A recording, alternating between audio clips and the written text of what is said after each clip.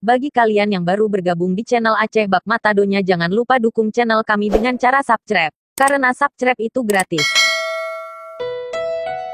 Peran penting Abuya Mudawali dan Abu Hasan Krungkale memerdekakan RI serta merawatnya. Tolak lupa, Aceh adalah negara pertama yang mendukung kemerdekaan Indonesia. Abuya Muhammad Wali Al-Khalidi pada tanggal 14 Oktober tahun 1957 diundang oleh Presiden pertama RI Soekarno ke Istana Cipanas.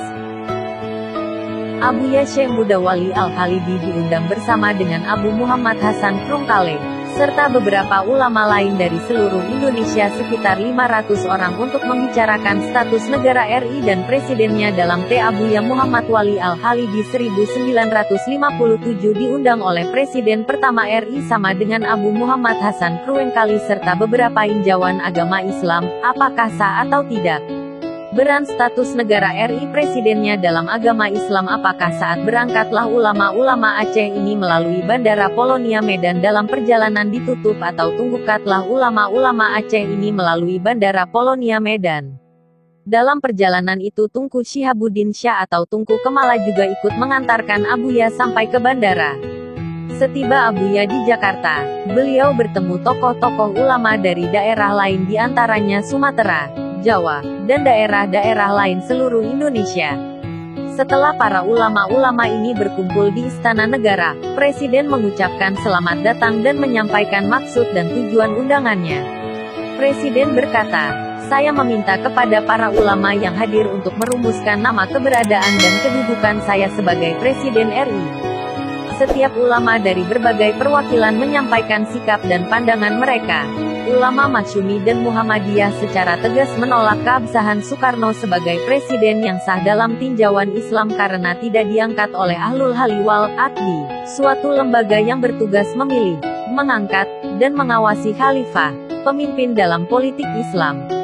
Hingga sampai pada giliran seorang ulama karismatik dari Jawa yang bergelar Sultanul Ulama, beliau juga mengatakan tidak sah dengan berbagai alasan dan hujah.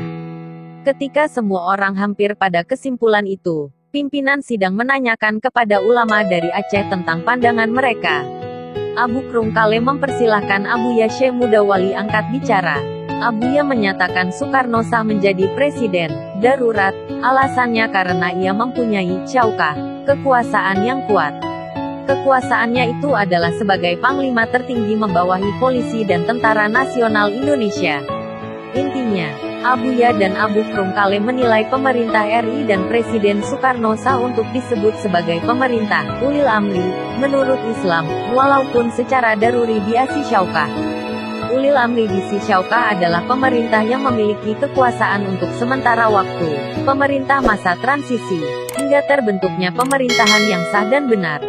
Pemerintahan ini oleh sebagian ulama dianggap sah selama tidak kafir pemimpinnya, dan tidak mengingkari keberadaan hukum-hukum syariat baik secara itikad, kepercayaan, inat, pembangkangan, atau istihzak, menghina hukum Islam. Walaupun mereka tidak menerapkan sebagiannya, mereka harus menyadari bahwa hal tersebut adalah dosa, dan tidak menghalalkan perbuatan mereka yang tidak menerapkan hukum Allah. Setelah Abuya dan Abu Krungkale menilai pemerintah RI dan Presiden Soekarno sah untuk disebut sebagai ulil amri, walaupun secara daruri diasi syaukah, hal itu disanggah kembali oleh Sultanul Ulama. Lalu Abuya membaca dalil dari Matan Tuhfah yang mengakui keabsahan ulil amri daruri diasi syaukah.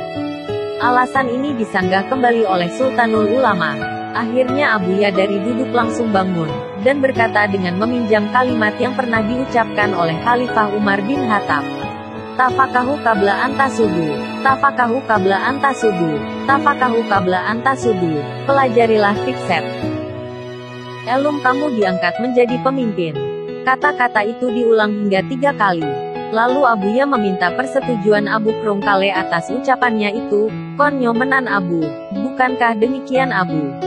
Abu Krungkale menjawab, "Nyo betul, iya, benar." Pertemuan itu akhirnya menyimpulkan kesepakatan ulama sesuai dengan apa yang diutarakan oleh ulama Aceh. Pertama, kemerdekaan RI adalah sah. Kedua, Presiden RI Soekarno adalah presiden sah dalam posisi ulil amri daruri diasi syaukah. Dalil-dalil Abuya Syekh Mudawali tentang pemerintahan RI dan tinjauan agama hukum berontak kepada pemerintah yang sah. 1. Bughyatul Mustarsyidin Sah. 271 Bab Al-Qada. 2. Bughyatul Mustarsyidin Sah. 249 Bab Aridah. 3. Tuhfatul Muhtaj Juz 9 Sah. 87 Kitab Aridah. Mudawali dimasukkan ke sekolah Fairfax School di Kuthatring. Sekolah tersebut dikenal hanya untuk putra bangsawan. Bahasa pengantar yang dipakai adalah bahasa Belanda. Beliau menempuh pendidikan di sana hanya selama setahun.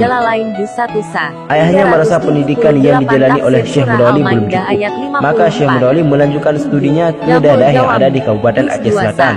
Pada tahun 1926 Masehi, Syekh Mudawali menuntut ilmu di daerah Al-Jami'atul Khairiyah di Labuhan Haji yang dipimpin oleh Syekh Muhammad Ali.